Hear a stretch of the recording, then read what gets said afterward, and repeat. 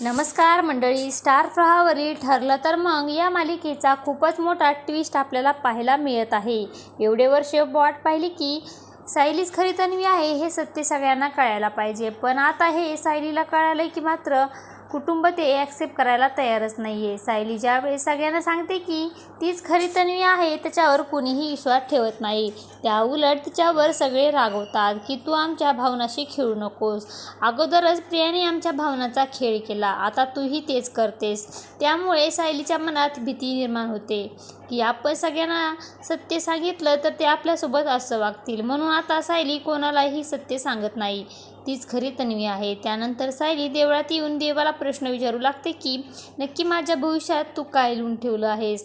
माझे आई बाबा एवढ्या जवळ असूनही मी अनाथसारखी मोठी झाली आहे आणि आता जेव्हा मला सत्य कळालं आहे तर माझे कुटुंब माझ्यावर विश्वास ठेवत नाही आहे. अरे पण एवढं सगळं करण्यापेक्षा साधं सिंपल ऑप्शन आहे की तू DNA टेस्ट कर. पण हे सगळं झालं बाजूला, पण मालिकेत आता नव्या विलनची एंट्री करण्यात येणार आहे. तर असं काही आपल्याला या भागामध्ये पाहायला मिळणार आहे. अशाच मालिकेचे नवनवीन अपडेट पाहण्यासाठी आपल्या चॅनलला लाईक करा, शेअर करा आणि सबस्क्राईब करायला विसरू नका. धन्यवाद.